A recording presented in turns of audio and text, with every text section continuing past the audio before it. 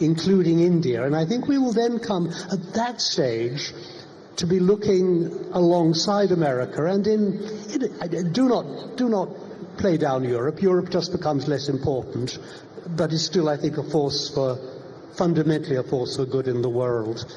I think at that stage we start to look to India for more political leadership, and that political leadership will be respected and needed by the world, because we need three societies trying to nudge the world into a better future, not just one or two. Right. But let me ask you about China. You know, the second point which you made about discontinuation of some sort. Are you also hinting at a societal restructuring or democratic reforms, if I may use that term, as far as China is concerned? Because then that's a huge possibility which you are hinting at. I don't know. I don't know. One of the lessons you learn if you write about the future is you will be wrong. And I think it's more important to think of ourselves as tour guides, bringing us all on this journey that we have to march along, arm in arm, together into the future. I think the balance of probability is that China will make a successful transition towards an inward-looking society that looks after its own people better. And that will actually be a model for the world as well. But I cannot exclude the possibility that there will be some kind of serious breakdown. I mean, these things do happen.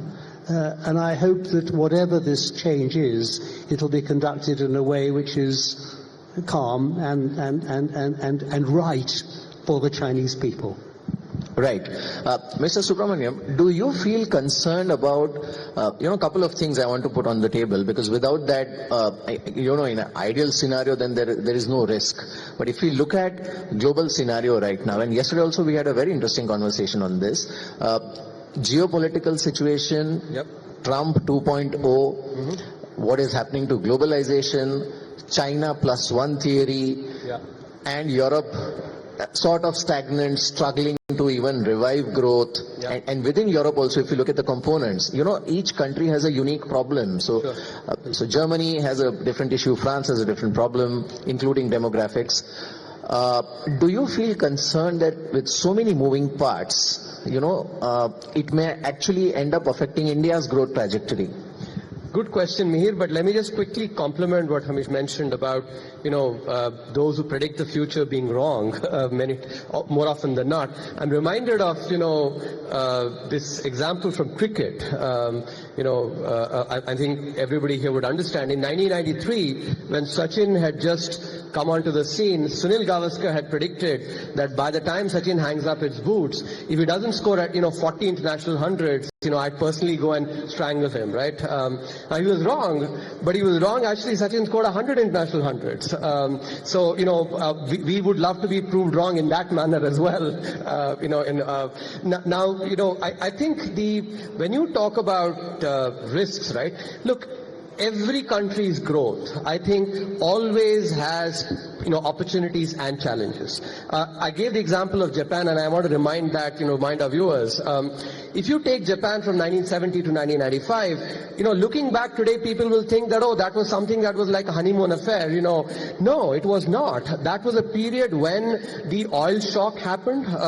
As a result of the oil shock, there was basically double-digit inflation in the United States, which basically, the U.S. did not see even now, following the Ukraine war, COVID and Ukraine war. And there was a Volcker phenomenon, interest rates that were incredibly high. Obviously, that had impact on growth. But Japan actually focused on its strengths and actually worked hard to make sure that it actually took care of those challenges and grew. And I think this is where I want to point out, when we think rigorously, if we sort of think a little bit superficially, I think we tend to overblow some of the effects of global factors. And I want to actually sort of lay this down very rigorously for the benefit of our viewers. If you take GDP, and what is GDP comprised of? It's comprised of consumption, investment, government spending, and net exports, right? Let's break this down for the Indian economy. 60% of our GDP comes from consumption, which is primarily domestic, entirely domestic. Investment, 30% of our GDP comes from investment, and FDI is, as of today, is 1.5%. That's a small fraction. So investment is also domestic, right? Government spending is 10% of GDP. Now, each of these actually do vary plus minus 2%, but you put it together, 60 plus 30 plus 10, that's 100%. Almost entire of our GDP actually comes from domestic factors. Yes, net exports does get impacted, but net exports has exports and imports as well. And global factors will have an impact on exports.